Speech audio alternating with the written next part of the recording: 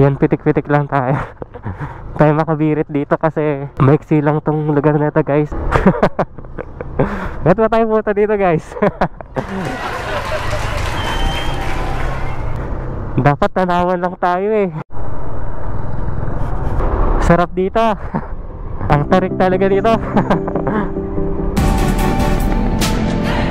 Palis na ako dito, guys. Nagpahinga lang ako. Iba talaga yung lugar kapag kapag gabi.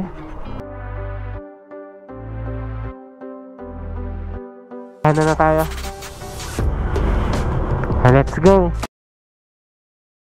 Good day mga adventures. Ngayong araw ay mag short rides tayo as warm up rides para sa mga susunod pa nating mga moto adventure. At excited na ako dahil almost 1 week din tayo na-stuck sa bahay dahil sa bagyong Enteng. Kaya tara, samahan nyo ako sa ating adventure sa araw na ito.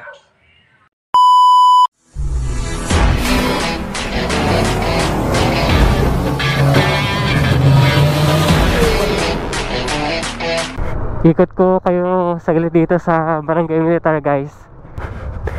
Welcome to Militar Food Park. Maikli lang, guys, itong Barangay Militar.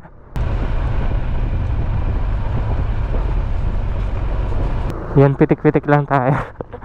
Tayo makabirit dito kasi maiksi lang itong lugar na ito, guys. Hindi siya ganun kalawak. Tingnan natin dito. Yung diretso dyan, kampo yan. Yan, balik na tayo.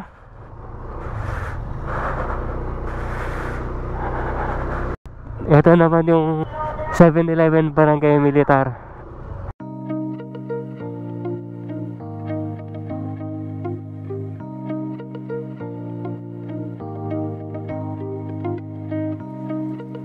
Ay.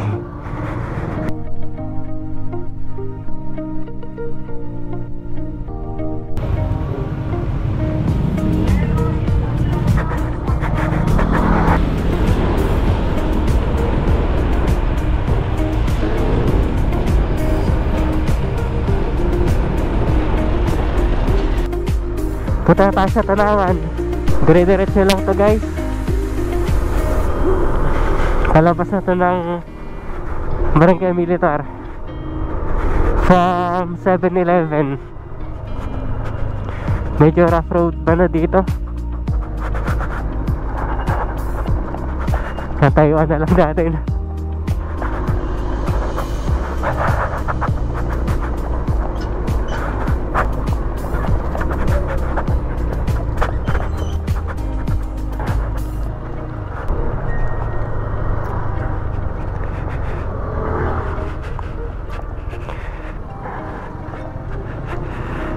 Palabas na tayo, guys. It's a warm up rides. Tuyo na rin, guys, yung mga kalsada. Napakainit kasi ngayon. Kanan na tayo dito.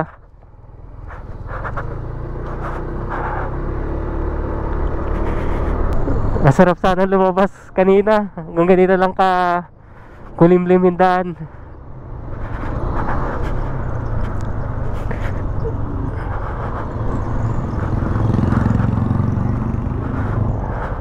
Try nga natin kumaliwa dito.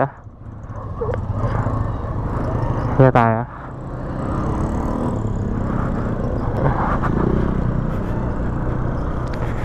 Ito yung tinatawag namin, guys, na Pag-asa.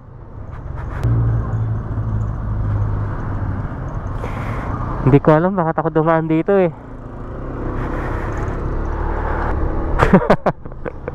Ba't ba tayo punta dito, guys? Dapat tanawan lang tayo eh. Next site. Next site.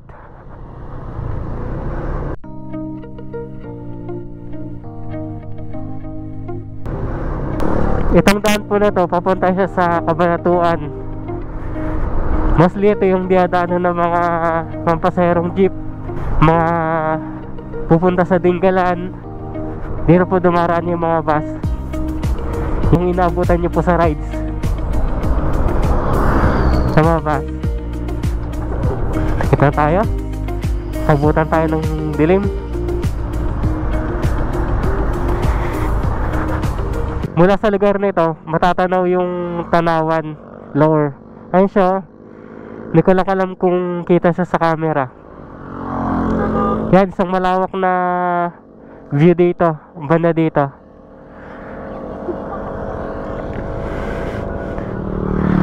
Kapag nadaan kayo dito,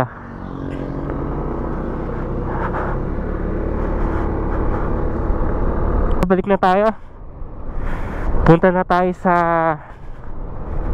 Tanawan. Medyo dumidilim na rin. Sarap ng hangin. Tuyong-tuyo na talaga yung mga kalsada ngayon, no? Na sobrang init kaninang buong maghapon.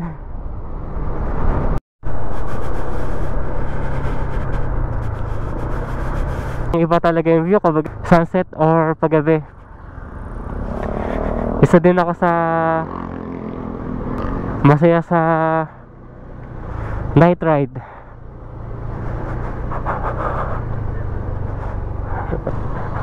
Kaliwa na tayo dito. Ay, wala siyang signal.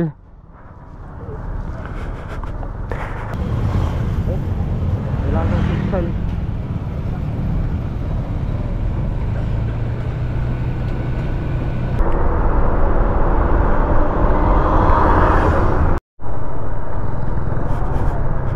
Welcome to capital of Nueva Ecija. Ano na kaya itsura ng Tanawan Lower? Abutan kaya tayo ng gabi dun.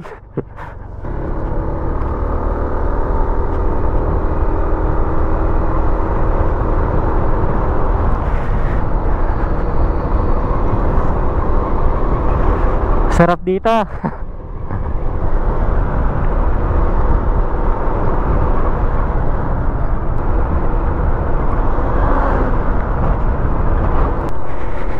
Itong spot na ito yung paborito ko sa lugar nito eh. Ang ganda kasi ng sunset dito. Kitang kita yung araw, yung paglubog niya.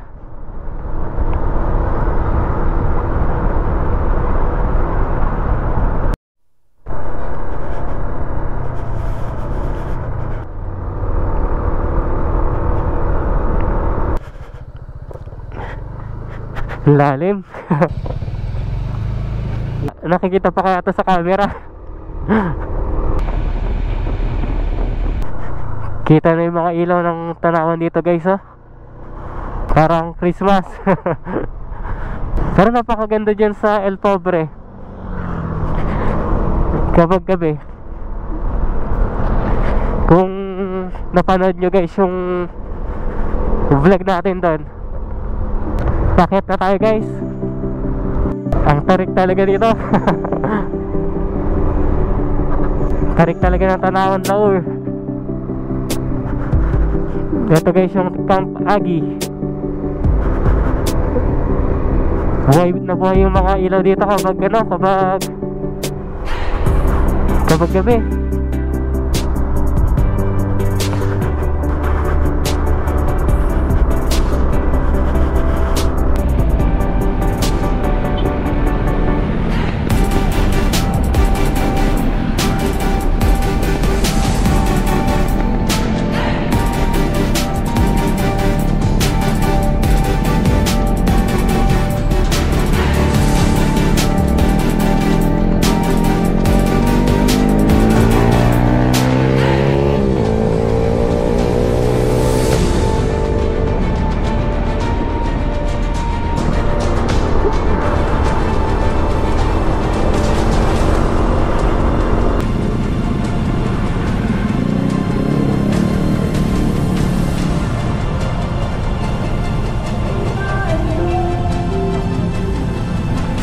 Ito pala guys yung itsura ng sunset peak kapag gabi na.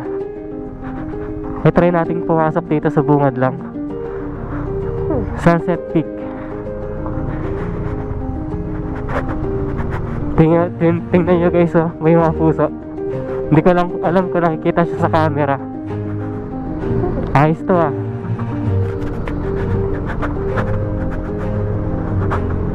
Dito na tayo. Balik na tayo guys.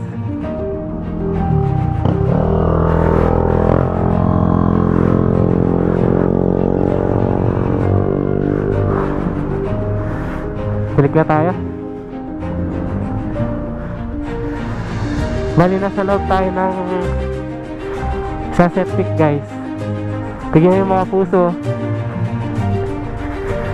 Tapos pagdating doon sa taas, overlooking view ng cities.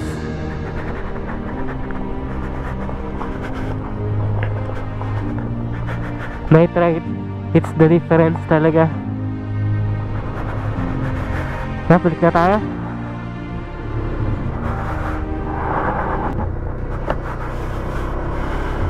Parang nahihilo ako. Medyo nagpahinga lang ako dito guys. Balik na tayo. NL Pobre kapag gabi.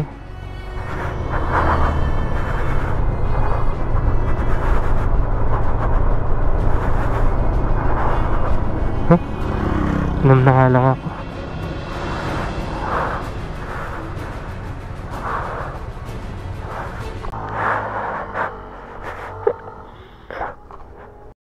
Alis na ako dito guys, nagpahinga lang ako.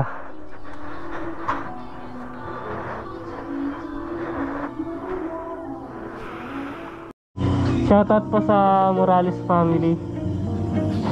Thank you po sa pagkapatuloy dito. So magpapahinga ka. Okay, salamat po.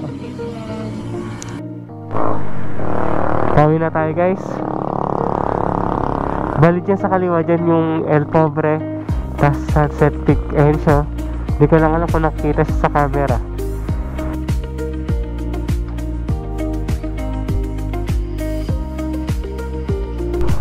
Kanan muna tayo dito guys. Pasyal tayo dito bago tayo umuwi.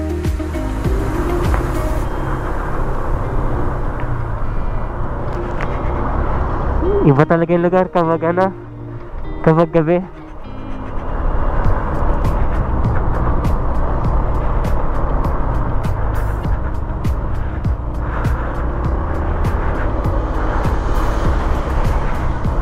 Backing na tayo dito guys.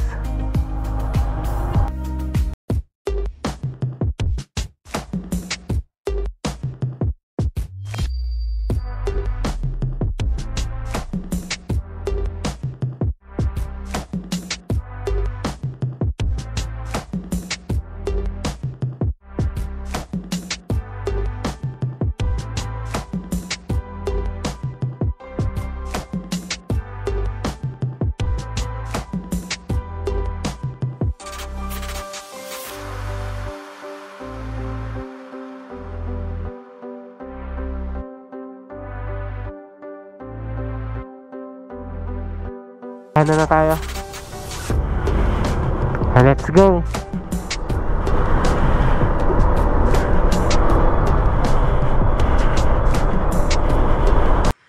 Hi guys, nakuha na kayo dito sa bahay at unexpected po yung nangyari sa akin sa Tanawan Laur. Pero umaga at hapon pa lang kanina ay sobrang init na. Parang sumisingaw yung init ng semento at lupa dahil katatapos lang ng bagyong Egay. May planong mag-ride sana ako ng mga oras na yon. Kaya sabi ko, i-delay ko na lang at gawin na lang itong gabi. Pero pati pala gabi ay sobrang init din. Kaya lesson learned ito sa akin. Dahil first time din ito nangyari sa akin. Kaya magdala po kayo ng tubig kahit gabi kung sobrang init at stay hydrated. At kung nakaabot kayo sa video na to, I hope na nag-enjoy kayo dahil sobrang nag-enjoy ako sa ating adventure na ito. At kung nagustuhan niyo po itong video na to, please like, share, comment, at huwag niyo pong kalimutan mag-subscribe. See you po sa ating susunod na video.